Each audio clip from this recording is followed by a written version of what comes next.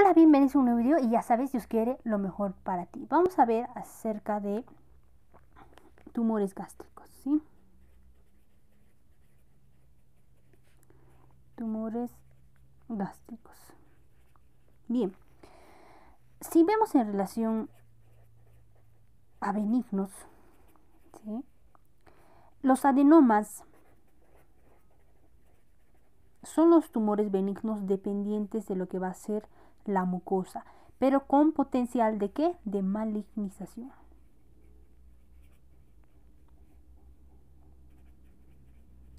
Sí. El leiomioma, que aparece en la submucosa, ¿sí? Es el tumor benigno gástrico con más frecuencia. Generalmente es que asintomático. Y con frecuencia tiene presente el hallazgo de una necropsia, ¿no? Puede producir lo que es dolor abdominal, hemorragia por ulceración de mucosa, ¿no? Si produce síntomas, el tratamiento es la enucleación quirúrgica, ¿no? Esto en caso de que sea sintomático. Bien. Ahora veamos lo que es el adenocarcinoma. Pongo con mayúscula para que sea más representativo. Carcinoma gástrico. Adenocarcinoma gástrico, ¿sí? A pesar de lo que va a ser la disminución de la incidencia del carcinoma gástrico en muchos países industrializados, sigue siendo una de las causas más frecuentes, ¿sí?, de lo que va a ser de muerte por cáncer. Si nos referimos a lo que va a ser su epidemiología y biología, ¿sí?, en los últimos 20 años, la tasa de incidencia ha tendido ¿a qué? A disminuir. Es muy infrecuente en pacientes menores de 40 años, pero posteriormente aumenta con un ascenso significativo a la séptima década, ¿sí? Es 2 veces más frecuente en quienes, en los varones, que en mujeres, ¿sí? La reducción en la repercusión del cáncer gástrico ha sido a expensas del cáncer distal, cuerpo y lo que va a ser el antro, ¿sí? Porque el de tipo gástrico proximal, el cardias o unión gastroesofágica, está aumentando su incidencia de forma importante, que es el cardias y la unión gastroesofágica. Bien, ahora veamos los factores de riesgo, tanto genéticos y ambientales. Bien, se ha observado cierta agregación familiar de la enfermedad. Los pacientes con síndrome de Lynch tienen un riesgo más elevado de padecer cáncer gástrico, ¿sí? Los familiares de primer grado de un paciente con cáncer gástrico tienen 2 a 3 veces mayor riesgo de contraer la enfermedad. Asimismo, las personas del grupo sanguíneo, el grupo sanguíneo del tipo A, tienen un aumento de riesgo, ¿sí? Aunque en este caso, sobre todo para lesiones de tipo difuso. En general, el riesgo está inversamente relacionado con el estatus socioeconómico. Sin embargo, el del cáncer gástrico, que es el proximal y esófago distal, es más elevado en las clases socioeconómicas que más altas, ¿sí? Los datos que relacionan la dieta y el cáncer gástrico son difíciles de interpretar, pero en general se cree que las dietas ricas en frutas y vegetales disminuyen lo que va a ser el riesgo, ¿no? Y las dietas ricas en alimentos salados ahumados o no bien conservados, ¿qué van a hacer? Lo aumentan, ¿sí? Los alimentos ricos en lo que van a ser nitratos y nitritos, ¿sí? Nitratos y nitritos pueden aumentarlo también. Bien, pueden aumentarlo también, ¿no? Bien, ahora, igualmente las bacterias anaerobias, ¿sí? Bacterias anaerobias, ¿sí? Que con frecuencia colonizan lo que es el estómagos con gastritis atrófica, pueden convertir nitratos y nitritos ¿en qué? En nitrosaminas. En nitrosaminas, que son ¿qué? Potentes carcinógenos. En este sentido, la refrigeración y la mejor preservación de lo que van a ser los alimentos parecen disminuir el riesgo de un CA gástrico. ¿Bien? En algunos estudios se ha demostrado un aumento de riesgo entre 1,5 y 3 veces en quienes, en los fumadores, ¿no? En los fumadores.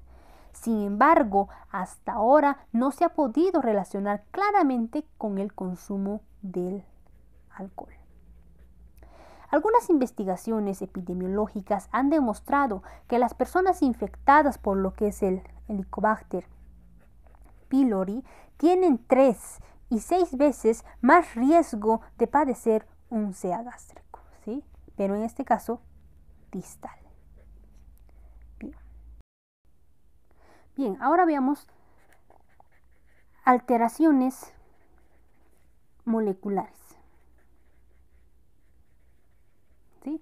Se ha demostrado de lesiones en los oncógenes supresores de tumores, el MCC, el APC y el P53 respectivamente, ¿no? Rara vez se ha evidenciado afección de oncógenes RAS. En los de tipo intestinal existe una sobreexpresión del receptor del factor de crecimiento epidérmico, el HER2 y el HER3. ¿Sí? En los de este tipo difuso se han demostrado anomalías en el oncógeno K-SAM. Bien. Veamos la anatomía patológica. Los adenocarcinomas gástricos se pueden subdividir en dos tipos, el de tipo intestinal y el difuso, ¿sí? Veamos el de tipo intestinal. Está caracterizado por células que forman estructuras glanduliformes, ¿sí? Que recuerdan lo que va a ser al carcinoma de colon. Habitualmente es un tumor diferenciado, ¿sí? Diferenciado, y su origen se asocia a lo que va a ser la metaplasia intestinal. Las lesiones de tipo intestinal se ulceran y se localizan, ¿sí? Se ulceran y se localizan con mayor frecuencia en la parte distal, ¿sí? Se encuentra más relacionado con factores de riesgo que van a ser ambientales y lo que son dietéticos, ¿sí? Dietéticos tienden a presentarse en mayor proporción en regiones de alta incidencia de cáncer gástrico y es el tipo que está disminuyendo mundialmente en la actualidad, ¿no? Bien, ahora veamos el tipo difuso. Este tipo difuso se caracteriza por ser sin cohesión entre las células, ¿sí? Sin cohesión entre las células, que infiltra y engrosa la pared gástrica en cualquier localización, ¿sí? Cualquier localización, sin formar una masa y en ocasiones reduce la distensibilidad gástrica, denominándose linitis plástica. Linitis plástica. Presenta la misma frecuencia en todo el ámbito mundial y se evidencia a edades tempranas, ¿sí? A edades tempranas. Posee un peor pronóstico que la variante que habíamos visto intestinal. Bien, ahora vamos a hablar de los trastornos precursores. ¿Sí? Entre los trastornos precursores vamos a hablar de la gastritis crónica atrófica con metaplasia intestinal.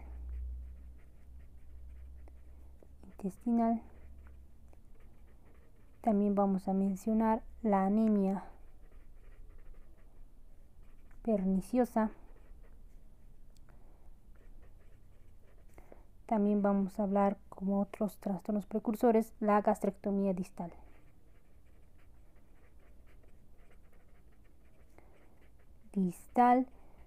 Y por último, la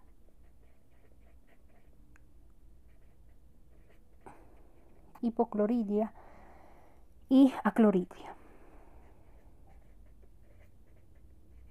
¿Sí? Vamos a hablar de esos trastornos precursores de la gastritis crónica atrófica con metaplasia intestinal, la anemia perniciosa, gastrectomía distal y la hipocloridia y aclorhidria. ¿Sí? Bien, entonces veamos un poquito. Ok, la gastritis crónica atrófica con metaplasia intestinal es la lesión predisponente que más claramente se relaciona con el CA gástrico, ¿no? Fundamentalmente con el de ¿qué? El de tipo intestinal. La gastritis atrófica habitualmente comienza con un proceso multifocal, ¿sí? Multifocal en la parte distal del estómago, ¿sí? Cuando los focos van confluyendo, pueden progresar y desarrollarse la cadena de transformaciones que tenemos. Aquí vamos a decir metaplasia, displasia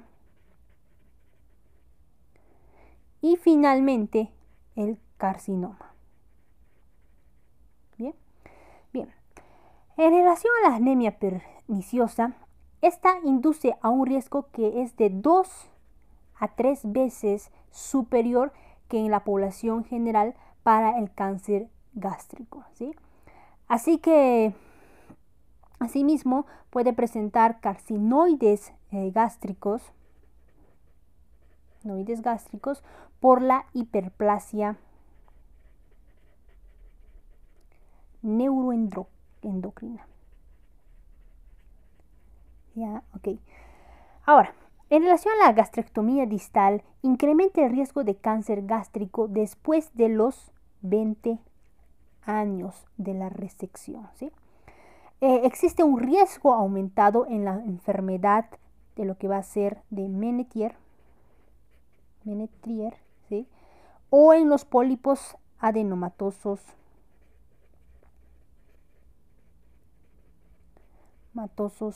gástricos mayores de 2 centímetros, ¿sí? Entonces, este es como otra causita igual. Y después tenemos la hipoclorhidria y la aclorhidria, ¿sí? Todas las lesiones precursoras descritas previamente lo son del cáncer gástrico distal. No obstante, el aumento de la incidencia del cáncer gástrico proximal y lo que es el esófago distal parece claramente relacionado con el aumento de la incidencia de lo que es del esófago de Basset. ¿Sí? Bien, ahora seguimos con la clínica. ¿Sí? Veamos con la clínica. Cuando es superficial y se puede curar con la cirugía, es habitualmente asintomático. ¿Sí? Asintomático. Sin embargo, cuando produce síntomas, generalmente se trata ya de una enfermedad avanzada, ¿no? Y es incurable. Los indicios de presentación más frecuentes son el que va a presentar el paciente dolor epigástrico, ¿sí? Y la pérdida de peso es muy importante, ¿no? pérdida de peso.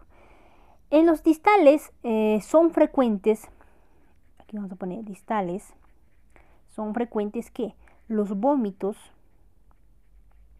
por afección de lo que va a ser a nivel del píloro, ¿no? Por afección del píloro. Y en los proximales vamos a tener que disfagia, ¿sí? No es habitual las hemorragias, la hemorragia gastrointestinal aguda. Bien. La enfermedad se disemina por extensión directa a órganos perigástricos, ¿sí? A órganos perigástricos, especialmente lo que va a ser aquí, al hígado y también a lo que va a ser la cola del páncreas, ¿no? La cola del páncreas. También se extiende por vía linfática a quienes, a ganglios intraabdominales y supraclaviculares. Se va a extender unos ganglios, a ganglios, vamos a poner aquí, intraabdominales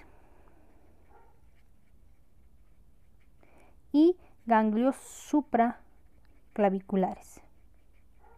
¿Sí? Bien. También menciona en paréntesis el ganglio de Virchow. ¿Sí? Bien. Si se disemina por la superficie, lo que va a ser peritoneal, ¿sí? Puede originar adenopatías periumbilicales, llamado entre paréntesis nódulo de la hermana de María José. Nódulo de la hermana de María José. María José. Bien, puede presentar también una afección ovárica, denominada tumor de Krumbenberg, ¿sí? Tumor de Krumbenberg. Una masa en el fondo de saco, ¿sí? Una masa a nivel del fondo de saco, el escudo de Blumer, ¿no?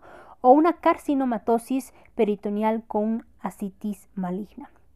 El hígado, que más o menos estaría aquí, el hígado es el sitio más frecuente de diseminación hematógena, aunque también puede afectar aquí a los pulmones, ¿no? A los pulmones. En cuanto a los datos de laboratorio, se observa lo que va a ser una anemia en el 42%. Sangre oculta en heces, aquí vamos a poner 42%. Sangre oculta en heces, ¿sí? Sangre oculta en heces en el 40%. Anomalías hepáticas o hipoproteinemia en el 26%. Hipoproteinemia y también habíamos dicho anomalías hepáticas, ¿no? Anomalías hepáticas. Raramente puede debutar con un cuadro paraneoplásico, ¿no? Un cuadro paraneoplásico.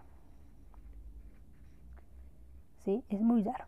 Lo más frecuente son la anemia hemolítica microangiopática, nefropatía membranosa, aparición súbita de queratosis seborreica, signo de Lesser-Trelat, aparición de lesiones pigmentadas filiformes y papulares en los pliegues cutáneos y mucosos, acantosis nigrans, coagulación intravascular crónica que puede llegar a trombosis arterial venosa, el síndrome de Trousseau, ¿no? Y en casos excepcionales a dermatomiositis, ¿sí? Esto en cuanto a la clínica. Bien, ahora veamos el diagnóstico. El método diagnóstico que vamos a poner aquí de elección es que la endoscopia con toma de múltiples biopsias, ¿no? Para el estudio de extensión, pues una tomografía del abdomen es el mejor sistema, ¿no? No obstante, cuando se compara con los hallazgos de la laparotomía, se observa que puede infraestimar la extensión de la enfermedad. Bien, en los casos dudosos, ¿sí?, se utiliza la ecoendoscopia, ¿sí?, para evaluar la profundidad de la pared y la presencia de adenopatías metastásicas, ¿no? Bien. Ahora, la laparotomía diagnóstica se emplea en casos en casos seleccionados para evaluar las posibles metástasis abdominales o presencia de carcinomatosis. ¿Sí? Con la endoscopía o la TAC se podría reducir sus indicaciones en un 20%. ¿Ya? En el cáncer gástrico precoz, que no invade más allá de la submucosa, independientemente de que tenga ganglios o no, la prueba de elección para establecer el estadio en que se encuentra la enfermedad es la ecoendoscopía. ¿Sí?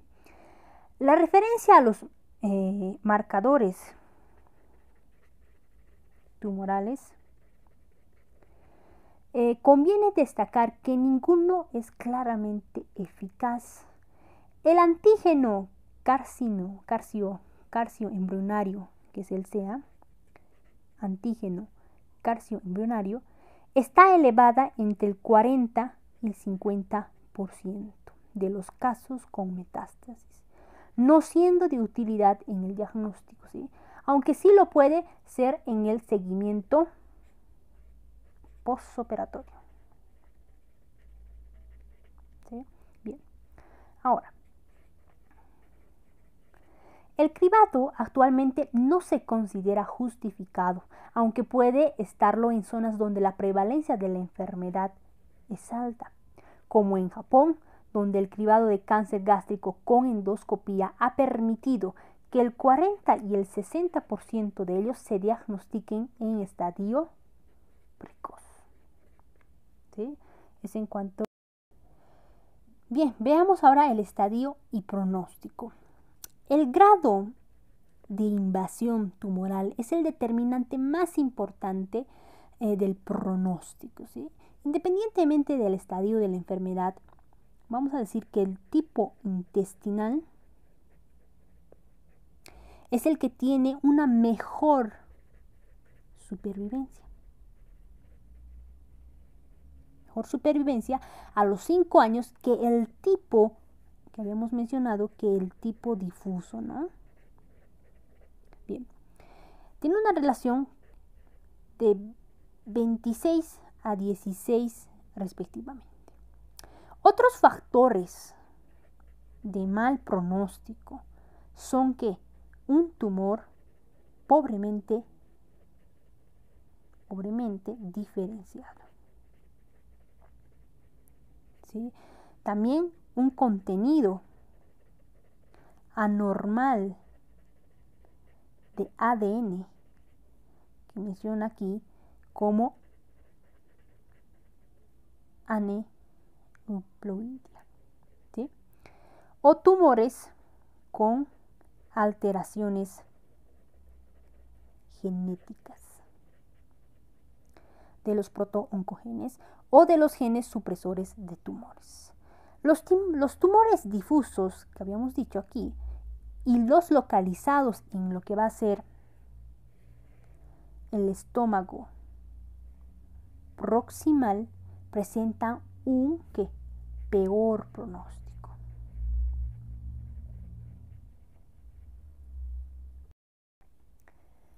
Bien, ahora veamos el tratamiento, ¿sí? La resección quirúrgica es la única posibilidad de prolongar la supervivencia e incluso la curación, ¿sí? Desde el punto de vista de clasificación endoscópica, diagnóstico anatomopatológica y tratamiento quirúrgico, existen dos tipos de tipos principales de tumor, ¿no? Tenemos el cáncer precoz y el cáncer avanzado, ¿sí? El cáncer precoz es un tumor que no traspasa la submucosa. Entre paréntesis, se limita a la mucosa, a la muscular de la mucosa y la submucosa, sin que se trate de un tumor in situ ni intramucoso, ¿sí? De cara al tratamiento quirúrgico de este tumor es fundamental tener en cuenta varios factores, ¿no? Bien. El cáncer avanzado que infiltra más allá de la submucosa, afectando la muscular propia, la serosa y o grasa peritoneal, ¿no? La grasa peritoneal.